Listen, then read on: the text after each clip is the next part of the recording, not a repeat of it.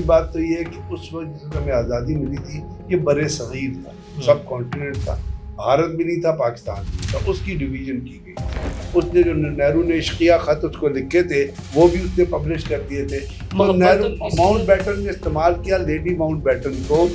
मौजूदा एक गैर जिम्मेदाराना एक पोस्ट पर शख्स बैठा हुआ गैर जिम्मेदाराना स्टेटमेंट देना, मैं उसको एडवाइस करूंगा कि टिम मार्शल की एक किताब है बहुत बड़ी, प्रिजनर्स ऑफ ज्योग्राफी। किसी वक्त वो प्रिजनर ऑफ ज्योग्राफी जो किताब है वो उठा के पढ़ ले। आर्मी चीफ के महल या तो वो पागल हो गया है या उसको पता ही नहीं था कि वो मुंह से क्या बक रहा है। आज़ाद डिजिटल के साथ मैं मोहसिन बिलाल। हमारे आज के पॉडकास्ट का जो मौजू है इंतहाई अहम है कि इंडियन आर्मी चीफ ने धमकी दी है, तो इस पर हम राय जानेंगे। हमारे साथ मौजूद हैं ब्रिगेडियर रिटायर्ड सैयद गजनफर अली।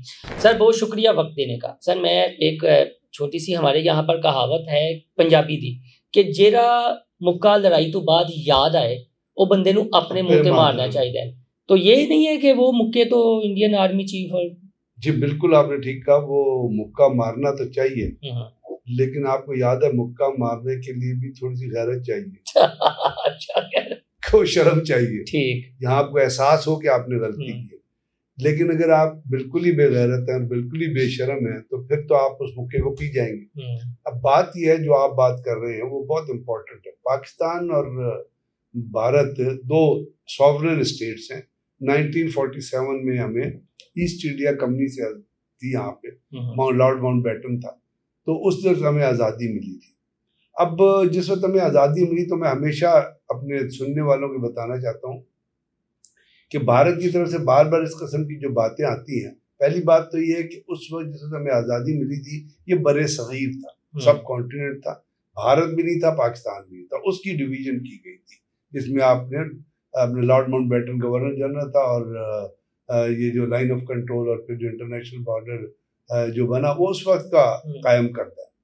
लेकिन एक बात दो लोगों को पता होना चाहिए कि इंडिया की जो बुनियादें हैं उसके अंदर दहशतगर्दी और बदफेली का खून है। बदफेली जी, बदफेली आप नई लफ्ज इस्तेमाल करें, इमोरलिटी का खून है। इमोरलिटी और बदफेली हुई ना, इमोरलिटी और दहशतगर्दी इसलिए कि जो जिसको बाप कहते हैं अपना महात्मा गांधी, उसको ये आरएसएस जो आज पार्टी पावर में है उसके एक प्रीचक ने, एक शख्स ने 1 महीने बाद गोली मार दी थी पॉइंट ब्लैंक रेंज पे। तो पहला दहशतगर्दी का वाक़या हुआ और वो खून जो है दहशतगर्दी का इंडिया की बुनियादों में गया।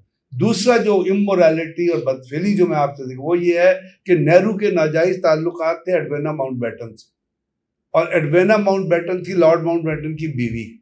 अब तो वो किताबें भी एडवेना माउंटबेटन की बेटी ने भी लिख दी है, उसने खुद भी लिखी थी। उसने जो नेहरू ने इश्किया खत उसको लिखे थे वो भी उसने पब्लिश कर दिए थे। तो नेहरू माउंटबेटन ने इस्तेमाल किया लेडी माउंटबेटन को, प्रेशराइज किया कि माउंटबेटन को कहो कि कश्मीर हमें दे के जाए। इसीलिए उसके प्रेशर पे अपना गुरदासपुर जहाँ झंडे लग गए थे और क्रिश्चियन ने पाकिस्तान में आने के लिए वोट किया था, वो उस इमोरल रिलेशंस की वजह से माउंटबेटन ने वो इंडिया को अवार्ड किया जो एंट्री टू कश्मीर। इसलिए आपने बदफेली का, इसीलिए मैंने बदफेली का, इमोरलिटी का। नेहरू वाज ए इमोरल पर कैरेक्टरलेस आदमी था। जब आप किसी से इस किस्म के ताल्लुकात रख के उसको स्टेट के लिए इस्तेमाल करते हैं तो इससे बड़ी गंदगी और जलालत हो नहीं सकती। और ये तारीख का वाक़या मैं अपनी तरफ से नहीं, आप जाके लॉर्ड लेडी माउंटबेटन की किताबें पढ़ लें। अब उसके बाद माउंटबेटन को पता था कि इन दोनों के नाजायज ताल्लुकात हैं, उसके बावजूद उसने कश्मीर इंस्ट्रूमेंट ऑफ एक्सट्रैक्शन, और वो लंबी डिस्कशन है कि जाली इंस्ट्रूमेंट ऑफ एक्सट्रैक्शन था, मुजाहिदीन कैप्चर कर चुके थे, मुजाहिदीन पीर पंजाब अपना पुंछ में भी थे और श्रीनगर में भी थे, तो इंडियन फोर्सेस लैंड कर गई, उनको रिट्रीट करना पड़ा। लेकिन उन नेहरू और एडवेना माउंटबेटन के नाजायज ताल्लुकात की वजह से वो जो था उसको, अब यहाँ पे वो बदफेली, वो इमोरलिटी इंडिया की सियासत में चलती आ रही है, आपको डेवलपमेंट होती नजर आ रही है। तो ये जो मौजूदा एक गैर जिम्मेदाराना एक पोस्ट पर शख्स बैठा हुआ है, गैर जिम्मेदाराना स्टेटमेंट देना, मैंने आपसे अर्ज किया ना मोहसिन कि वो इमोरलिटी आपको सिर्फ पॉलिटिकल लीडरशिप में नहीं, वो आपको इंडिया की आर्मी लीडरशिप में भी नजर आएगी। कहते हैं जी कि दुनिया के नक्शे से पाकिस्तान नहीं, वो इस तरह है, मैं यही तो मैं आपसे अर्ज कर रहा हूँ कि जम्मू एंड कश्मीर में कितने अरसे से 8 लाख की फौज डिप्लॉयड है। मैंने आपसे कहा कि 18 एंटी ह्यूमन लॉज वहां लगाए हुए हैं, पोटा टोडा, और लोगों को जुल्म और सितम वहां पे, और लड़कियों को करते हैं।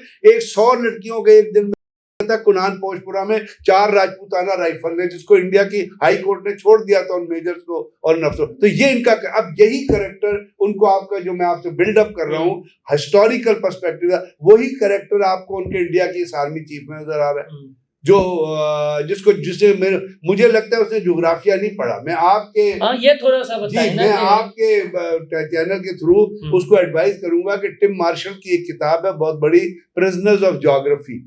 किसी वक्त वो प्रिजनर ऑफ ज्योग्राफी जो किताब है वो उठा के पढ़ ले तो उसको पता चलेगा कि इंडिया का जो ज्योग्राफिया है वो तबाही के लिए कितना फेवरेबल है। इंडिया में सिख्स जो है वो एक खालिस्तान चाहते हैं। इंडिया की छत्तीसगढ़ से लेकर 38 डिस्ट्रिक्ट में आज़ादी की मुहिम चल रही है, वो इंडिया से आज़ादी चाहते हैं। उन्होंने इंडिया की एसएसजी की एक प्लेटून को पिछले दिनों ज़िबा करके रख दिया था। मणिपुर में इंडियन के खिलाफ जो है फसादात चल रहे हैं, वो लोग इंडिया से आज़ादी चाहते हैं। आसाम के अंदर इंडियन आर्मी के खिलाफ उन्होंने जूते मारे और इंडियन आर्मी के सोल्जर्स को पकड़ के सड़कों पे घसीटा। जम्मू एंड कश्मीर में रोजाना इंडियन आर्मी की जो है वो जो कश्मीरी मुजाहिदीन हैं उनके तो इंडिया का ज्योग्राफिया 2 मिनट के समझ लीजिए। और फिर AK दलत जो एक इंडिया के रॉ चीफ रहे हैं, बड़े पढ़े लिखे आदमी हैं, उनकी स्टेटमेंट इंडियन आर्मी चीफ उठा के पढ़ लें। वो इंडियन आर्मी चीफ से ज्यादा पढ़े लिखे हैं। उन्होंने कहा कि जो पाकिस्तान के खिलाफ जो प्रोपेगेंडा किया जाता है कि पाकिस्तान की तरह नौदुल्ला ब्रेकअप हो रहा है, इसमें कोई हकीकत नहीं है। ये राजीव गांधी के दौर का भी एक बहुत बड़ा, मैं आपसे उसी चीज पे आ रहा हूँ, बिल्डअप कर रहा हूँ कि दलित, उन्होंने AK दलत ने जो कहा वो आप पढ़ लीजिए। उन्होंने कहा जी बलूचिस्तान की वजह से पाकिस्तान की उस पर कोई असर नहीं पड़ेगा। इंडियन आर्मी चीफ को अब इंडियन आर्मी चीफ अक्सर में एजेंट बन गया है RSS और BJP और नरेंद्र मोदी जो दहशतगर्द है, और जो हिटलर और मैसोलिनी से भी कमीना और जलील दहशत है, वो जो पॉलिसीज पोर्ट्रे करता है एंटी पाकिस्तान, वो चीजें आ गई हैं इंडियन एयरफोर्स चीफ में भी, इंडियन आर्मी चीफ में। इंडियन आर्मी चीफ के लिए शर्म का मुकाम है, क्योंकि जब आर्मी चीफ के मुकाम पे बैठते हैं तो आप ये तो कह सकते हैं कि हम आपके खिलाफ जंग लड़ेंगे और आपको बड़ा सबक सिखाएंगे, लेकिन ये ध्यान देना कि हम ज्योग्राफिया में, आई थिंक इससे बड़ी बेवकूफी और स्टूपिडिटी, मैं आपको इस आर्मी चीफ बहुत बड़ा होता है, इससे बड़ी बेवकूफी और स्टूपिडिटी और इडियोक्रेसी कुछ नहीं हो सकती जब आप किसी मुल्क को ये कहें कि हम ज्योग्राफिया देखिए, जापान के ऊपर अमेरिका ने एटम बम गिराया था, क्या जापान का ज्योग्राफिया मिट गया? जापान अभी भी कायम है और दुनिया की सबसे बड़ी टेक्नोलॉजिकल एडवांस। तो आर्मी चीफ के मैं क्या तो वो पागल हो गया है या उसको पता ही नहीं था कि वो मुंह से क्या बक रहा है। अब मैं आपको बताऊं, इसी तारीख में आप थोड़ा पीछे चली जाए कि पाकिस्तान और इंडिया के दरमियान 1987 की बात है, पाकिस्तान और इंडिया के दरमियान तकरीबन जंग होने वाली थी, क्योंकि इंडिया के जो चीफ थे सुंदर जी, वो अपना एक एक्सरसाइज हो रही थी ब्रास टैग, और ब्रास टैग एक्सरसाइज की आड़ में पाकिस्तान पे हमला करने का प्रोग्राम था। Rajiv Gandhi was the prime minister, Ziaul Haq was the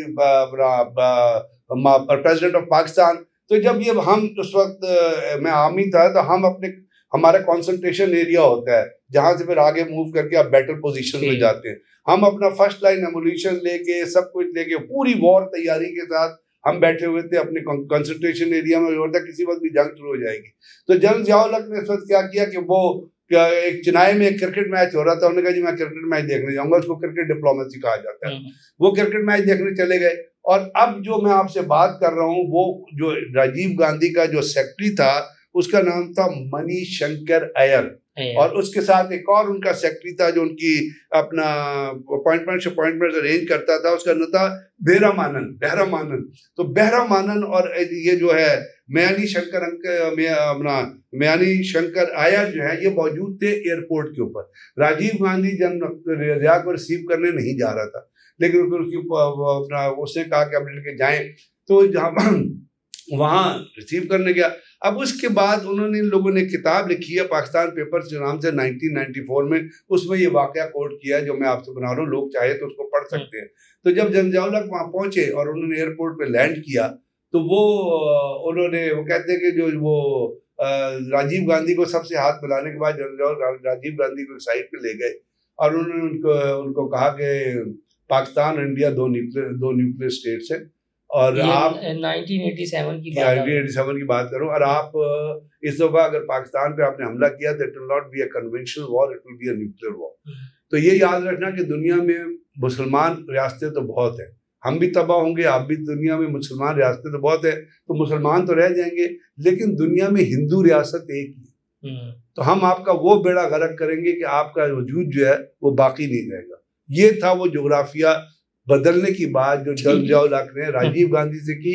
उन्होंने टीवी पे आके स्टेटमेंट नहीं दी, राजीव गांधी को एड्रेस करके कहा, और उसके बाद वो उन्होंने हाथ साइड पे हुए और चले गए। तो वो ये मानी शंकर लिखता है कि उस वक्त राजीव गांधी का चेहरा जो है वो बहुत टेंस था।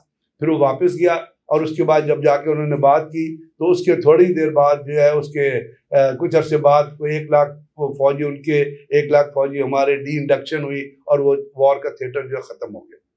तो इसलिए जोग्राफिया जो होता है वो इस तरह तब्दील नहीं होता। अगर हमारे जो ये चेयरमैन पीसीबी हैं, एक दावतनामा आया हाल में आईसीसी की मीटिंग आई वहाँ पे, तो क्रिकेट डिप्लोमेसी हो सकती है अगर मोहसिन नकवी? नहीं, मोहसिन नकवी को छोड़े ना, मोहसिन नकवी का वो स्टेटस तो नहीं है ना जो जियाउल हक का स्टेटस था। मोहसिन नकवी तो मतलब कॉमन एक मिनिस्टर है, उसका वो स्टेटस तो नहीं है ना। मोहसिन नकवी को इंडिया पाकिस्तान मिटाना चाहती है इंडियन आर्मी के माथे नहीं, बात ये है कि इस किस्म की स्टेटमेंट तो दुनिया को नोटिस नहीं लेना चाहिए फिर ऐसे शख्स की? दुनिया नोटिस नहीं ले सकती क्योंकि वो तो Indian army chief appoint Indian government ने किया है ना। लेकिन बात यह कि हमें नोटिस लेना चाहिए, इसलिए हमारे DGISPR ने जो आप कह रहे थे उन्होंने बयान दिया। और उससे पहले जब पाकिस्तान और बुनियादुल मरसूद हुआ था उस वक्त भी पाकिस्तान ने बड़ा रिस्पॉन्सिबल बयान दिया था। पाकिस्तान ने उस वक्त ये कहा था कि जी हम 2 न्यूक्लियर रास्ते हैं, we are fighting a war under a nuclear shade, under a nuclear umbrella, we are fighting a conventional war. Conventional war जो होती है वो जब किसी लिमिट से आपके न्यूक्लियर थ्रेशोल्ड पे जाते हैं फिर न्यूक्लियर इस्तेमाल करने की कोशिश करते हैं। लेकिन न्यूक्लियर की बात करना ही अपने बजाते खुद, I don't want to talk about nuclear because it is total catastrophe. ये तबाही और बर्बादी है जो भी मुल्क इस्तेमाल करेगा। अब पाकिस्तान और इंडिया का जो ज्योग्राफिया है ना, ज्योग्राफी है, आपको पता है लाइन ऑफ कंट्रोल अमृतसर किधर है, लाहौर किधर है, राजौरी किधर है, नकियाल किधर है, यानी इतने क्लोज हैं कि खुदा ना करे अगर इंडिया भी कुछ पाकिस्तान पे करता है उसका इफेक्ट वापस इंडिया के अंदर भी जाएगा। तो इंडिया अपने ही वेपन से उसका जोग्राफिया तबाह हो सकता है, अपना ही वेपन इस्तेमाल करके। बंदर के हाथ माचिस की तीली आई हुई है। जहाँ बिल्कुल माचिस की तीली तो आई है, लेकिन बंदर बहुत गया गुजरा है, बात सारी है। तो और फिर यही है कि बाज देखिए ना उसका वो जो राजनाथ सिंह है, नींबू सिंह, वो जो नींबू निचोड़ वो रोजाना बयान देता रहता है। तो कुछ बंदर ऐसे होते हैं जो मेंटल हो जाते हैं, डिसेबल हो जाते हैं, वो अपनी पुच्छल को आग लगा लेते हैं और फिर अपने इर्द गिर्द। तो आप बेसिकली वो बात मैं ही कह रहा हूँ कि आप सॉलिड एविडेंस में बात कर रहा हूँ आपसे। मैं जो आपसे अर्ज कर रहा हूँ ना, पाकिस्तान और इंडिया के ज्योग्राफी को एक पॉइंट पे इकट्ठा करे। अगर खुदा ना करे इंडिया कुछ करने की कोशिश करता है तो उसके अपने शहर तबाह होंगे उसके, क्योंकि जो इस किस्म के जो वेपन होते हैं ना उनका एक तो पॉइंट के ऊपर इफेक्ट, एक जो एटमॉस्फेयर में जब वो जाते हैं ना, हवा में जब जाते हैं, हवा जो उसके इफेक्ट लेके जाती है वो बहुत बहुत मीलों तक जाती है। तो इसलिए इस चीज से पाकिस्तान को और इंडिया को बचना है। इंडिया अगले 100 साल भी रगड़ता रहे ना अपनी नाक जमीन पे तो पाकिस्तान को नुकसान नहीं पहुंचा सकता इंशाल्लाह। और ये बुनियादुल मरसूस वाला कलंक भी और वो भी उनको बता दिया है। जिस तरह उनका एयर चीफ 2 महीने बाद जागा था, उठा सोते हुए इस तरह का कहता मैं पाकिस्तान से 5 तैयारे तबाह कर दी। लोगों ने उसका इतना मजाक उड़ाया कि जिसकी कोई हद नहीं। आपको पता है इंडिया के एयर चीफ को बुनियादुल मरसूस के चौथे दिन एयरफोर्स अपना ऑडिटोरियम में उसके अपने पायलट ने मारा था। फिर उसको MP जो है वो एयरफोर्स पुलिस जो है उसने ड्रैग करके बाहर निकाला था, वो उसके ऊपर चढ़ाई कर बैठे थे। तो ये है इनके चीफ्स की क्वालिफिकेशन। अभी जो उन्होंने CDS लगाया लेफ्टिनेंट जनरल राजा सुब्रमण्यम, वो अजीत कुमार डेवल के दफ्तर में काम करता था। अब वो जो है उसको उन्होंने उसी दहशतगर्दी को प्रमोट करने के लिए जो अजीत कुमार डेवल दहशतगर्दी प्रमोट करता है उसको CDS लगा दिया। अब वो CDS अगर लगा है तो आप लगाइए तो पाकिस्तान अफगानिस्तान में, अफगानिस्तान के अंदर जो पाकिस्तान के अंदर दहशतगर्दी हो रही है जिसमें इंडिया और अफगानिस्तान शामिल है उसके अंदर इजाफा होगा तो पाकिस्तान उनको ठोकेगा नहीं। बहुत शुक्रिया। मेरा जरूरत इस अमर की है कि एक बात कहूंगा कि इंडियन आर्मी चीफ को अपना जोग्राफिया जरूर ठीक कर लेना चाहिए। तो भारत ने पाकिस्तान का नक्शा क्या चेंज करना है? पाकिस्तान ने भारत को दिखा दिया था और पूरी दुनिया ने पिछले साल देख लिया था कि भारत मुंह छिपाता फिर रहा था, वो तो भला और ट्रंप का या फिर अमेरिकन का, कि उन्होंने जान खुलासी करवाई है। तो बाहर आ गया इनके माथे का कलंक है और ये बयानात से मिटाने की कोशिश कर रहे हैं, ये मिटने वाला नहीं है। अपना फीडबैक जरूर दीजिएगा। अल्लाह हाफिज।